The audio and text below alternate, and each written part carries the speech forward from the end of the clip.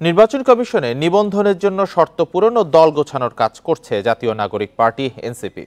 ইসির বেঁধে দেওয়া সময়ের মধ্যে আবেদন করবে দলটি। দলের প্রতীক নির্ধারণের আলোচনাও শেষ পর্যায়ে। খোঁজা হচ্ছে কেন্দ্রীয় অফিস।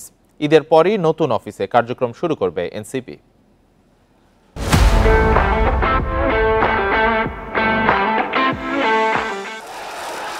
5 আগস্ট ছাত্র জনতার অভ্যুত্থানে স্বৈরাচার হাসিনা সরকারের পতনের অগ্রভাগে ছিল বৈষম্য বিরোধী ছাত্র আন্দোলন।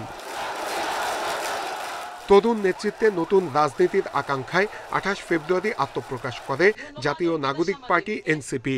এরই মধ্যে গঠন হয়েছে দলের 271 সদস্যের আহ্বায়ক কমিটি।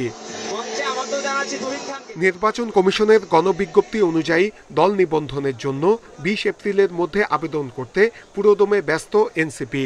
সেই লক্ষ্যে জাতীয় নাগরিক কমিটির থানা পর্যায়ে 450 কমিটি শিগগিরই যুক্ত হচ্ছে মূল দলের সঙ্গে। নিবন্ধন পেতে গেলে যে ধরনের শর্তগুলো আমাদের আসলে পূরণ করতে হবে, আমাদের 1/3 জেলায় যেখানে আমাদের কার্যালয় স্থাপন করতে হবে এবং আমাদের অন্তত 100টি থানায় আসলে আমাদের নিজেদের কার্যক্রম পরিচালনা করতে হবে এবং ভোটার যারা আছে সেই ভোটার নিবন্ধিত করতে হবে। তো সেই জায়গাগুলোতে আমরা কাজ শুরু করব। রমজান মাসকে কেন্দ্র করে ইফতার আয়োজন সহ নানা কর্মসূচি নিয়ে সরব থাকছে দলটি। দলের গঠনতন্ত্র তৈরির কাজও শেষ পর্যায়ে। প্রতীক হিসেবে শাপলা, কলম, বাঘ, সূর্য সহ বেশ কয়েকটি প্রস্তাব বিবেচনায়। আমরা একটা জরিপ চালিয়েছিলাম, অনেকগুলো মার্কা সামনে এসেছে। খুব দ্রুতই আমরা একটা ফাইনাল করে ফেলব, কারণ মার্কাটা খুবই গুরুত্বপূর্ণ। এক্ষেত্রে একটু যাচাই বাছাই নিজেদের মধ্যে বোঝাপড়ার মাধ্যমেই সিদ্ধান্তটা নিতে যাচ্ছি আর কি। রাজনীতি বিশ্লেষকরা বলছেন, ভোটের রাজনীতিতে ভালো করতে হলে সরাসরি মানুষের কাছে যেতে হবে।